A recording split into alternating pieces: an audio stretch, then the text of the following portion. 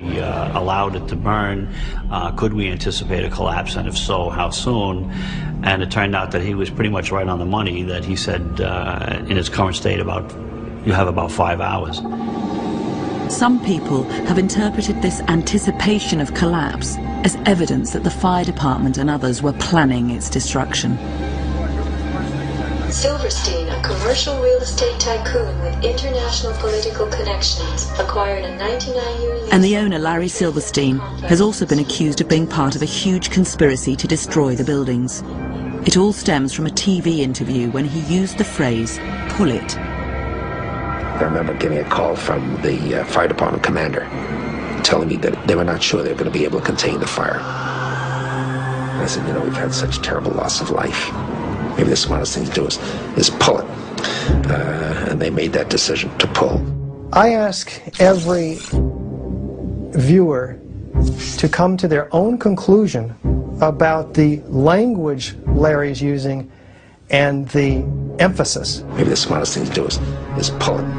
My personal response to his comment is that he was involved in a decision to bring the building down. But who knows what he was thinking or saying. This is just speculation. Critics say just 2 months before 9/11, Larry Silverstein took out a $3.5 billion insurance policy on the Twin Towers. A policy that would pay out in the event of a terrorist attack. But without this policy, Larry Silverstein would not have been able to buy the buildings. And the insurance was not just for terrorism. The insurance on Tower 7 dated from 1987, when it was built. Now, you don't say, we made the decision to pull it, which refers to something. You wouldn't say that about a group of firemen. You would say, we made a decision to pull them out of the building. Larry Silverstein denies any involvement in any possible conspiracy. Is there a simpler explanation?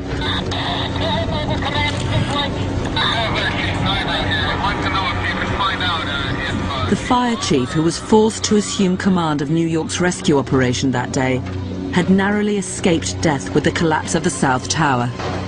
It was like the surface of another planet. All there was powdered debris and metal. It was a very strange scene. Emergency teams scoured the wreckage, desperately searching for survivors, among them hundreds of their own friends and colleagues.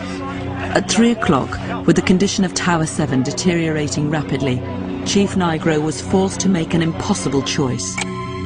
The biggest decision was to make an evacuation zone around number 7, to pull everyone away, to stop the rescue efforts that were going on, which was very difficult to do because there were people trapped still, and to step back and wait. But was Larry Silverstein really giving the orders? We don't need to ask permission from the owner, no. When we're in charge of the building, we're in charge, and that decision would be the fire chief and his alone. That's why I would know that there is no conspiracy, because for me to be a part of that would be obscene. And it disgusts me to even think of it. It's alleged that it was not just the government, the police and the fire department that conspired to destroy Tower 7. People have also pointed the finger at the media for reporting the building had collapsed when it was still standing. We are getting information now that one of the other buildings, Building 7, in the World Trade Center complex, is on fire and has either collapsed or is collapsing. Now, more on the latest building collapse in New York. You might have heard a few moments ago, I was talking about... Some have suggested the media were handed scripts by the conspirators. This morning's attacks. We'll probably find out more now about that from our correspondent, Jane Stanley. Jane, what more can you tell us about... But Tower 7 was still standing behind her. It almost sounded too far-fetched. Well, unfortunately, I think we've lost the line with Jane Stanley.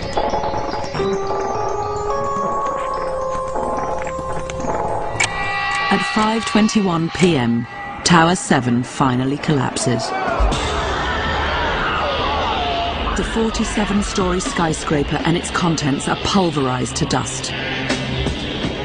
The sixth grader can look at this building falling at virtually free fall speed, symmetrically and smoothly, and see that it is not a natural process.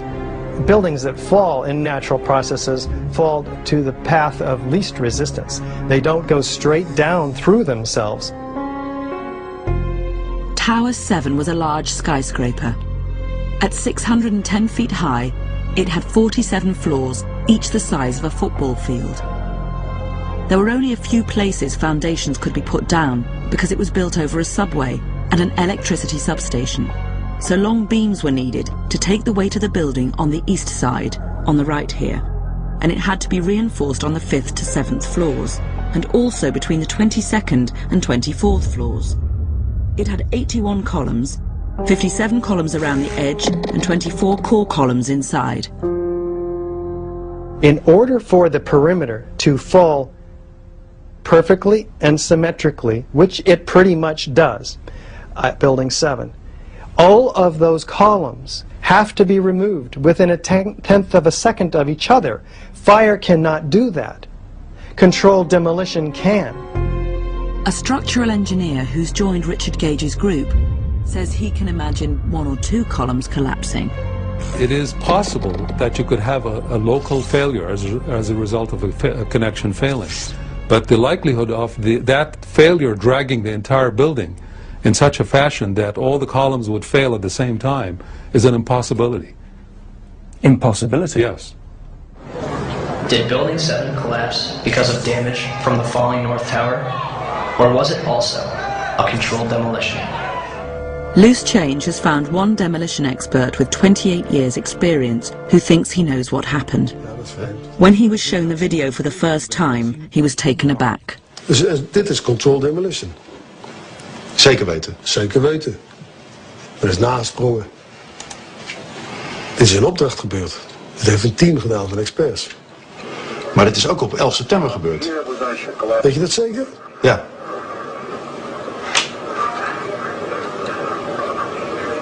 Was het zeker weten de 11e? Dat kan heel waar zijn. 7 uur nadat de World Trade Center naar beneden viel. Ja? Hebben ze hard gewerkt.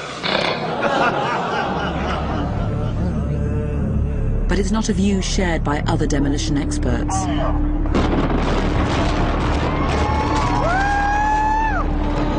Control Demolition Incorporated is one of the world's leading demolition companies.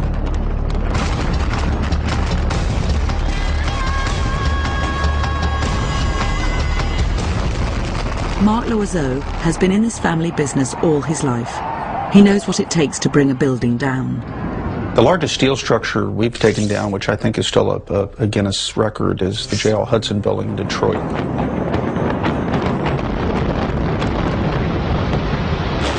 It took months to design it. It took months to prepare the structure for the placement of the explosive charges. Months.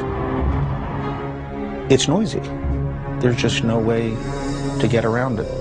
You go in, you knock out usually all the walls on the floors where you place explosives. Gut them. Then there's the placing of all the hundreds of explosive charges, plus literally miles of initiating cable and miles more detonating cord. Is it actually possible to have done a controlled demolition of a building like Building 7 and it to be occupied and no one to have seen anything? In a screenplay, in a movie. Something with Bruce Willis in it, maybe. In reality, no. But the architect Richard Gage has an answer for that. It's possible, although this is mere speculation, that the explosives could have been planted prior to each floor being remodeled, or during such remodeling, or even during the initial erection of the building. So when would that be? And what sort of dates would you get into for that? The building was built in the 80s. Really?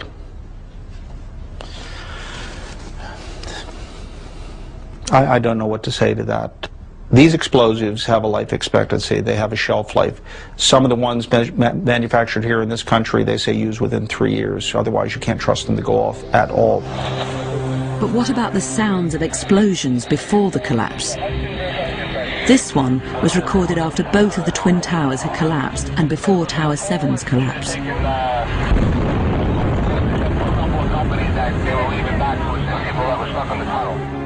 What's an explosion sound like?